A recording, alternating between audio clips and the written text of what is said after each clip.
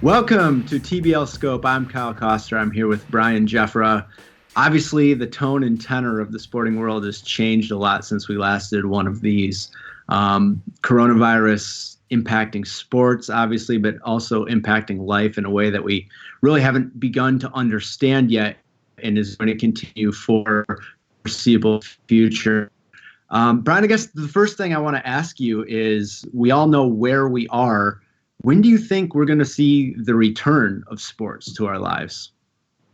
Well, if the CDC is saying 8 weeks before, groups of 50 or more should be gathering, I mean, I think we can use that as a baseline for no sports until then, because even if you're just saying the players on each team, even for a smaller game like basketball, you still have the coaches, you still have the refs, you're looking at 50. So I think 8 weeks would be the minimum before we could even begin to have discussions about that. I mean, realistically, June, July is the earliest I could see sports coming back in earnest. And even then, I really think it's going to have to be in a limited capacity. I don't see a place where fans can really get involved for a while, which is unfortunate because now we're getting into those warmer months. But yeah, I really don't see anything before June or July. Which is disappointing. But I also think, to your point, life is so much more important than sports now. And I do think that sports have been put into proper context. Yeah, absolutely. And the way that that's been done has kind of been at a blistering pace. We were together last week, and it really took a turn on Wednesday night with Rudy Gobert testing positive. Things seemed to be spiraling out of control. It wasn't that long ago that the idea that we'd be playing sports in front of empty stadiums was kind of laughed out of hand. I look back to like 9 days ago, 10 days ago, that seemed like an extreme precaution that would never get there. It's amazing, and it's been interesting to me to see how fast we adapt to the new normal, and we're going to have to get used to it, because things that seemed wild just a few days ago are going to become the norm going forward. Another thing I was curious about is, you're right. Everybody seems to be on the same page that sports are not the most important thing in the world. And I think that any rational, sane person knew that deep down, but they never really had to confront that outside of personal tragedy or a natural disaster. It was only in these times where like something became so heavy and the pressure was so much that they couldn't find that release valve into sports. But I do think that it's just a shame that at this time, unprecedented time where everybody's going to be inside, everybody is looking for entertainment, everybody needs the distraction, sports aren't going to be there. So what can we do to take our love of sports and not lose it over this time, and also like draw some sort of happiness from it? Do you have any ideas for that?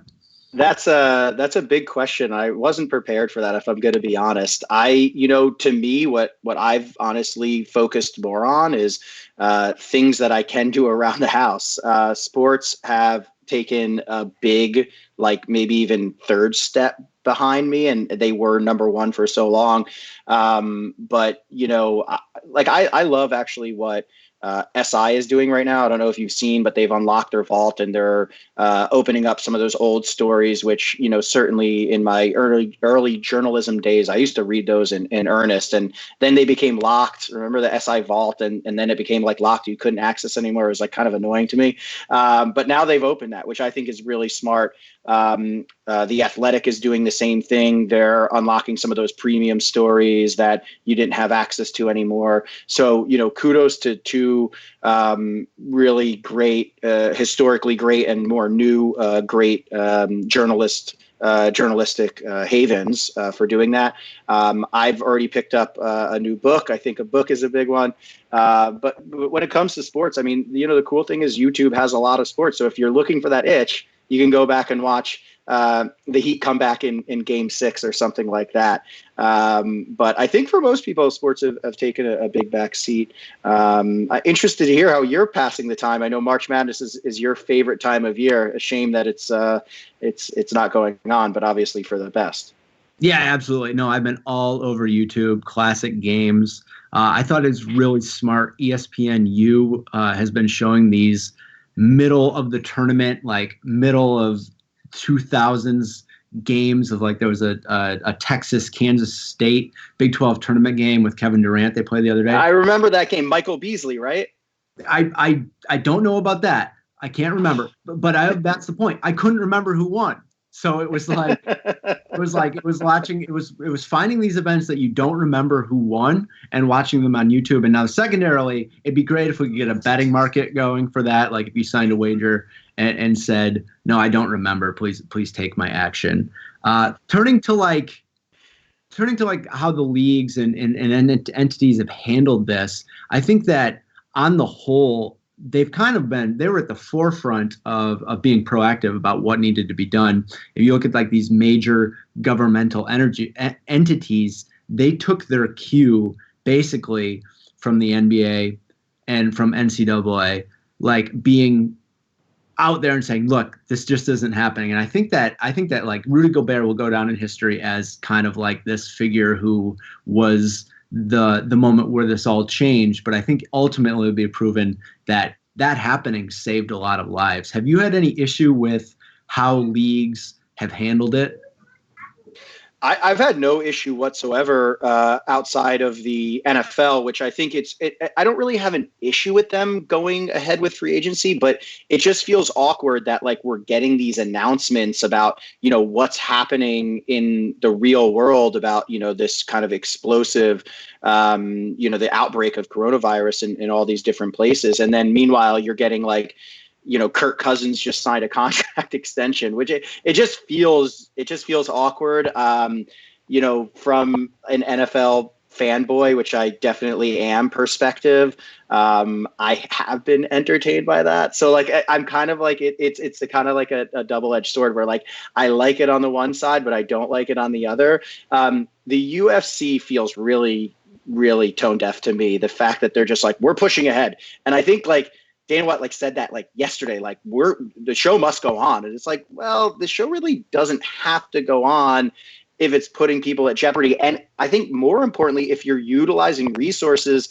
that should be utilized for people who actually need it, right? This isn't about, the medical person who's like going to the UFC. I'm not saying that they need to be at all times, ready to help other people, but it just seems like a bad allocation of resources, in my opinion.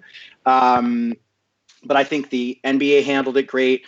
I was so shocked that the NCAA took as long as they did to announce, because it just felt like you can't go on. There's so many more variables when you talk about college teams. So yeah, I was kind of surprised that it took long, but they made the right decision in the end. And, the Masters, you knew that was going to have to be postponed. I think postponed was actually a smart move for them, because golf can be played in September, which, by the way, if they had a Masters in September, that would be pretty awesome.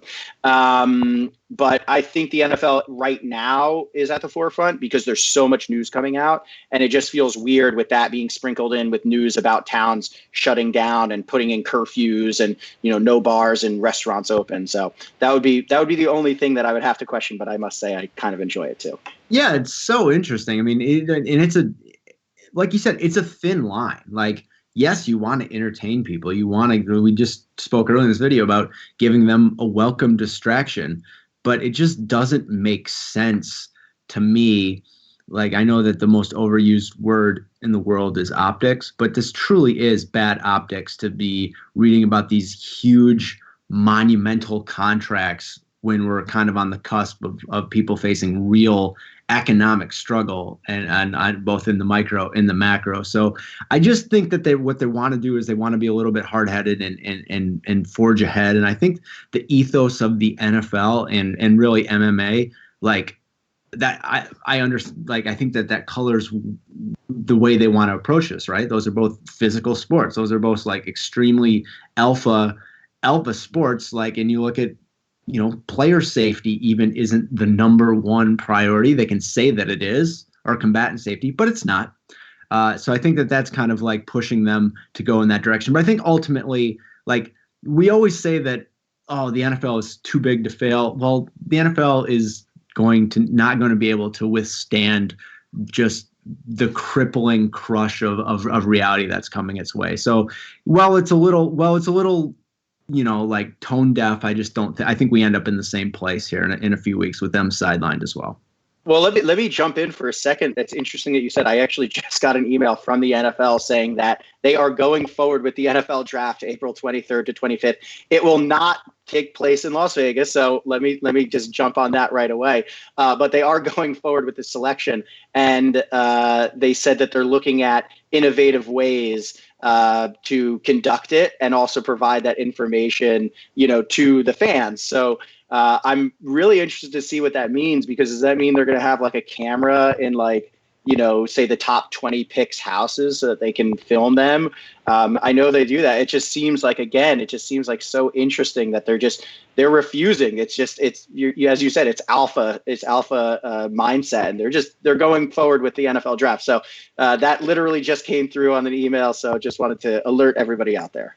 Sure. And maybe that's the appropriate place to end it, because you can't do a 10-minute video without something new coming across the transom that's totally going to change where we're at. So I guarantee you that situation is going to look different at 3:00 in the afternoon. It's certainly going to look different at tomorrow at 3:00 in the afternoon. And that's kind of going to be where we're at for a while.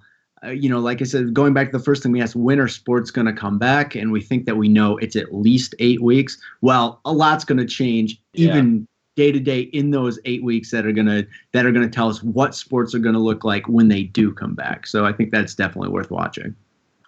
Great point, Kyle. I'm Kyle Koster. That's Brian Giuffra. This has been TBL Scope.